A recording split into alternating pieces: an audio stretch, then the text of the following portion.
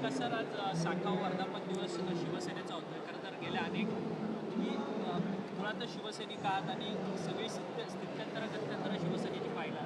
Operation tiger या तुमच्या पक्षाकडनं होतं, त्याच्यावरती संजय राऊत मात्र सातत्यानं टीका करतायत. खालच्या पद्धतीची संपूर्ण भाषा जी आहे ती त्यांच्याकडनं व्यक्त केली.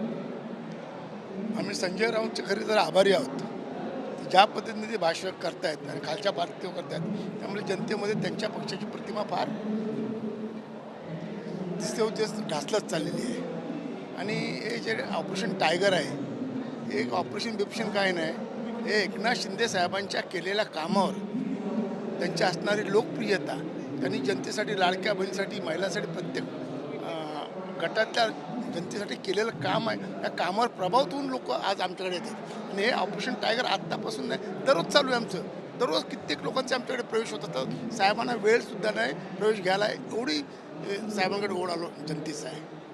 खरं तर पाटील साहेब, ऑपरेशन टायगर होतं, त्यानिमित्ताने सातत्यानं टीका जी आहे ती कुठेतरी शिवसेना आणि शिंदेवरती होताना पाहायला मिळत आहे. तुम्ही देखील विधानसभा निवडणूक लढवली आणि तुम्ही जिंकलात.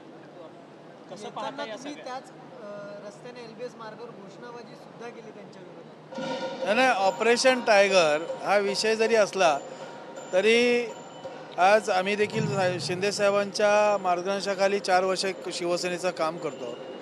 आणि ज्या पद्धतीने शिंदेसाहेब आज काम करत आहेत हे सगळं बघितल्यानंतर महाराष्ट्रातील जनतेला एक आपला नेता म्हणून, आपला उद्याचा आधार म्हणून ते पाहत आहेत. आज म्हणजे आमच्याकडे तो भोंगाच भांडुपला प्रस्थापित झालेला भोंगा आहे. यांना शिवसेना मुळात कधीच कळली नाही, कारण हे काल परवा आलेले शिवसेनेत आहे. आमच्या आई वडिलांपासून आम्ही शिवसेनेत काम करतो आहोत. म्हणजे मला तीही परिस्थिती माहिती आहे. तुम्ही पंतनगरला राहत होता, तिथे रात्री 12 वाजता तुम्हाला मारून लोकांनी हाकललं, नंतर भांडूप गावात गेलात, नंतर बाळासाहेबांच्या जवळ आलं. आणि हा भोंगा शिवसेनेचा विडा घेतलेला आहे, शिवसेना संपवायचा, आणि ते त्यांचं काम करत आहेत. कधीतरी शरद पवारच्या दावणीला बांधले जातात, कधीतरी काँग्रेसच्या दावणीला बांधले जातात. परंतु शिवसैनिकाला त्या मातोश्रीवर मान सन्मान जो मिळायला पाहिजे, तो आमदार असेल, खासदार असेल, नगरसेवक असेल, त्याला तो मान सन्मान मिळायला पाहिजे, तो मिळत नाही.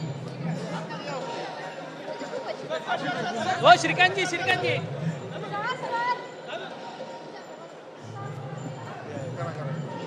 तो लोकप्रतिनिधी आहे, तो आमदार असेल, नगरसेवक असेल, खासदार असेल, तो मान सन्मान त्यांना मिळत नाही.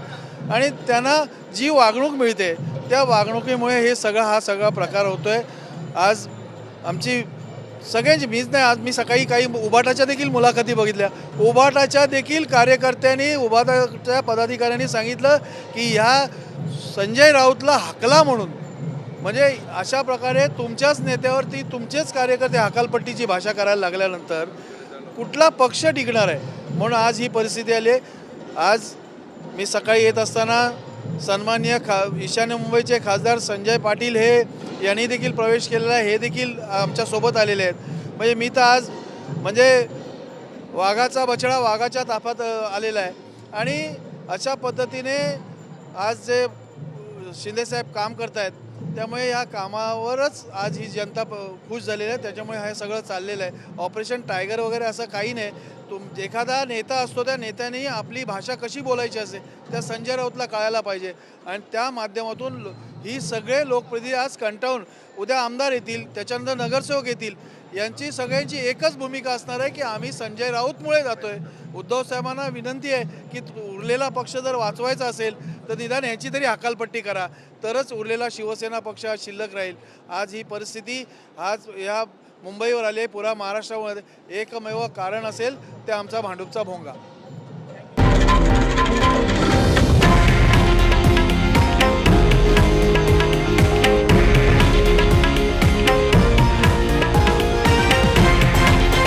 हे आहे देशातील नंबर 1 न्यूज नेटवर्क आणि आपण पाहत आहात TV9 मराठी, एकमेव.